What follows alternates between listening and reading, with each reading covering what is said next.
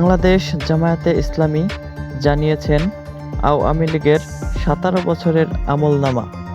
আগেই ভালো ছিলেন, এর নমুনা দেখেন। এদের কারণে সব কিছুর দাম বেড়েছে, মুদ্রাস্ফীতি হয়েছে। এরা দেশটাকে শুধু বিক্রিই করেনি। হাসিনার আমলে ২৮ লাখ কোটি টাকা পাচার। এই রাতেই ২০,০০০ কোটি টাকার সম্পদ হাসান মাহমুদের। রাশেদ খান মেননের ২৫,০০০ কোটি টাকার সম্পদ। টাকার জাজিমে না সরলে ঘুম আসত না আমুর। এসআই সার্জেন্ট নিয়োগে নিতেন ৩০ থেকে ৩৫ লাখ টাকা ঘুষ। তাপসের নামে ১০০ কোটি টাকার সঞ্চয়পত্রের সন্ধান। শুধু কাউরান বাজার থেকেই দৈনিক ১.৫ কোটি টাকা চাঁদাবাজি করতেন সাবেক স্বরাষ্ট্রমন্ত্রী। ২ কোটিতে ভিসি পদ বিক্রি করতেন দীপুমণি।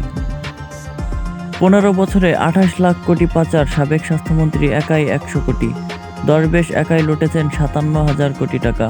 বিচারপতি মানিকের দখলে ৯০০ কোটি টাকার জমি।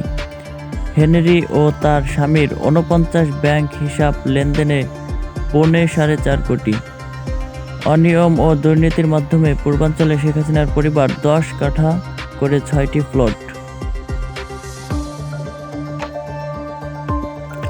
আওয়ামী লীগের সর্বগ্রাসী দুর্নীতি ৪০৯। হাসিনার সেই পিয়নের অ্যাকাউন্টে ৬২৬ কোটি টাকা।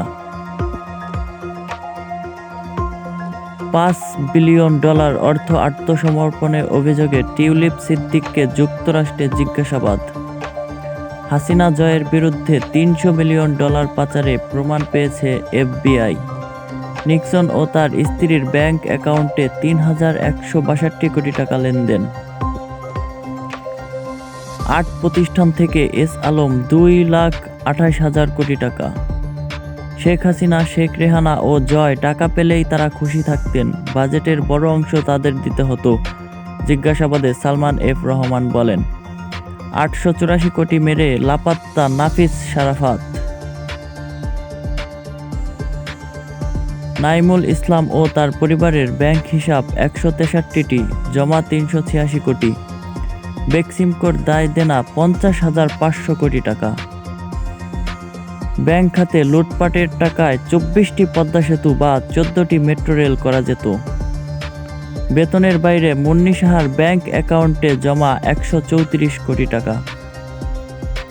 কর্ণফুলী টানেল কাজে পরিকল্পনার সর্বোত্তম উদাহরণ। টানেল দৈনিক গড় আয় ১০,৩৭,০০০ টাকা এবং দৈনিক পরিচালনা ব্যয় ৩৭,০০০ কোটি টাকা। ১৫ বছরে ১০,০০০ ভাস্কর্য ব্যয় ৪,০০০ কোটি টাকা। মুজিব শতবর্ষ, আওয়ামী লীগের মুজিব বর্ষ বাস্তবায়নে ৪০০ কোটি টাকা খতিয়ে দেখছেন অর্থ মন্ত্রণালয়। ছাত্রলীগ করে ওরা কোটিপতি।